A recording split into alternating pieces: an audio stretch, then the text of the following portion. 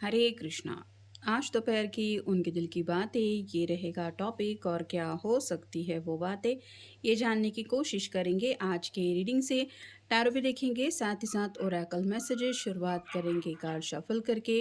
General collective reading है, इसलिए हो सकता है कुछ बातें आपके साथ रेजोनेट करे या फिर पूरा रीडिंग, इट डिपेंड्स। रीडिंग अगर आपको पसंद आता है तो चैनल को लाइक कर सकते हैं, शेयर कर सकते हैं और सब्सक्राइब तो कर ही सकते हैं।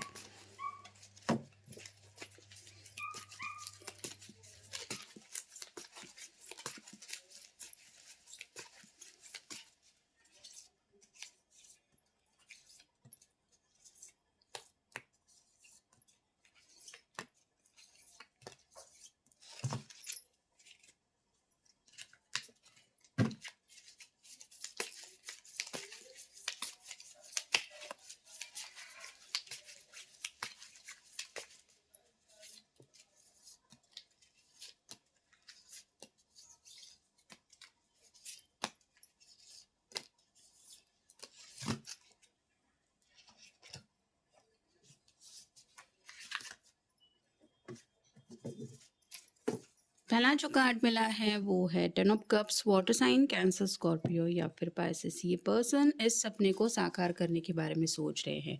यहाँ पे जैसे एक कपल है, बच्चे हैं और सभी खाने पीने की चीज़ें हैं, यहाँ तक कि पेट भी है। मतलब किसी चीज़ की कोई कमी नहीं।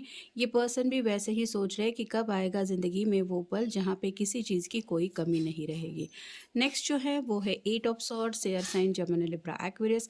जैसा कि हमने देखा ये कार्ड रिवर्स आए हैं, तो कुछ दिक्कतें अगर इनको हो रही थी, कम्युनिकेशन कर नहीं पा रहे थे, तो उससे निकलने का कोई तो रास्ता इनको मिल गया है। ये दिल खोल के आपसे बातचीत कर सकते हैं, अपने मन की सभी बातें शेयर करना चाहते हैं।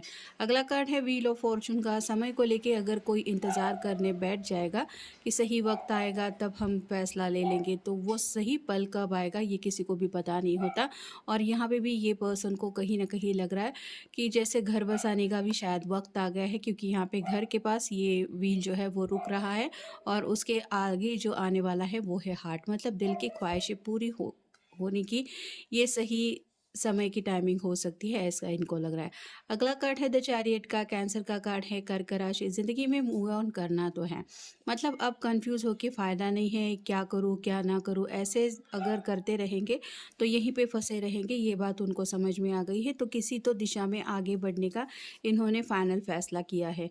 एस ऑफ पेंटिकल्स का कार्ड रिवर्स आया है, मतलब इन्होंने शायद नए शुरुआत के लिए काफ़ी वक्त से इंतज़ार किया था कि जब सही समय आएगा तब एक नई शुरुआत होगी, लेकिन जैसे ये कार्ड रिवर्स है, इसका मतलब है कि ये पर्सन शायद अब अपनी मर्ज़ी के मुताबिक आगे बढ़ना चाहते हैं, टाइमिंग का इंतज़ार किए बगैर। अगला कार्ड है four of wands, fire sign, Aries, Leo, Sagittarius. ये जो पर्सन है वो शादी को लेके काफ़ी ज़्यादा सीरियस है। टेन ऑफ कप का ही पहला कार्ड मिल चुका है। यहाँ पे एक कपल है, ऑलरेडी सेटल्ड है, दो प्यारे से बच्चे भी है।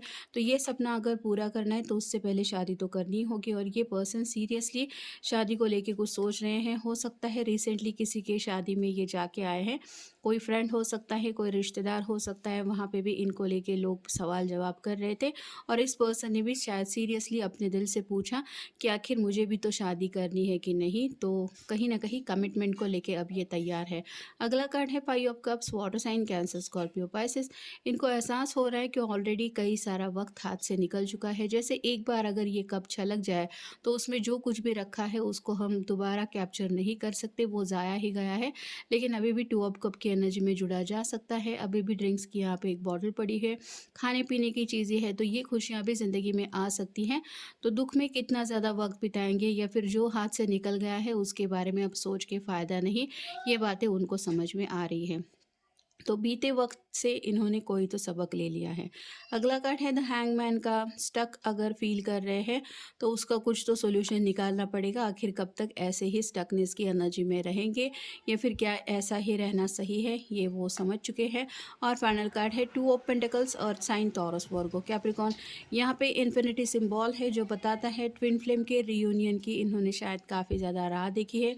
इनको लग रहा था कि मे बी डिवाइन टाइमिंग बहुत जल्द आएगा और इनकी ज़िंदगी में सब कुछ सही हो जाएगा, लेकिन ये हो नहीं रहा है।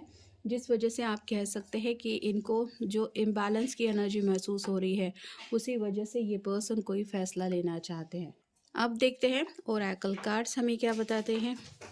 स्पिरिचुअल अवेकनिंग शायद इनकी हो चुकी है, जिस वजह से ये आपके बारे में एक अलग ही एहसास फील कर रहे हैं। और जैसे स्पिरिचुअली अगर आप दोनों को एक दूसरे के लिए बनाया गया है, तो अब इससे ज़्यादा वेट एंड वॉच की एनर्जी क्यों करनी है। फ्रेंड्स से ये शायद आपसे आपके बारे में बातें करते रहते हैं, और मे बी किसी फ्रेंड की शादी में रिसेंटली ये जा चुके हैं, या फिर बहुत जल्द किसी फ्रेंड की शादी होने वाली है जिस पर्सन के साथ इन्होंने अपने दिल की बात शेयर की है कि मैं भी शादी करना चाहता हूँ या चाहती हूँ। तो कई बार दोस्त जो है वो सही गाइडेंस देने में भी हेल्प करते हैं, और कुछ मसले होते हैं उनको भी सॉर्ट आउट करने में हिम्मत दिलाते हैं। वैसे ही अगर आपके पर्सन की किसी चीज़ के लिए हिम्मत नहीं हो रही थी, तो ये कार्ड तो यही बता रहा है कि हौसला हिम्मत से काम लेने के लिए अब ये तैयार है। डिवाइन टाइमिंग कहीं ना कहीं इनके दिलो दिमाग में फंसा हुआ था, मतलब ये सोच ज़रूर रहे थे कि जब डिवाइन टाइमिंग आ जाएगा तो सब कुछ वैसा सही हो जाएगा, या फिर डिवाइन टाइमिंग के मुताबिक ही ज़िंदगी में कुछ होना है। लेकिन जैसे हर बार डिवाइन टाइमिंग का इंतज़ार करना सही नहीं होता, आपको अपनी तरफ से भी कोशिशें करनी पड़ती है।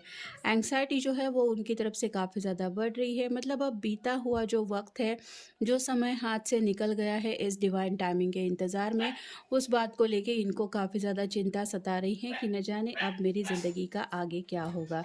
मिररिंग का कार्ड बताता है कि अपनी गलतियां सामने आ रही हैं। कहीं न कहीं इन्होंने अगर कमिटमेंट से दूर भागने की कोशिश की थी, तो अपना जो ये पॉइंट ऑफ व्यू है वो उनकी समझ में आ रहा है कि उस वक्त में क्यों तैयार नहीं था, और अब क्यों लग रहा है कि ज़िंदगी में आगे बढ़ना चाहिए। तो कहीं न कहीं आप कह सकते हैं कि खुद के दिल को अब ये क्लियरली समझ पा रहे हैं।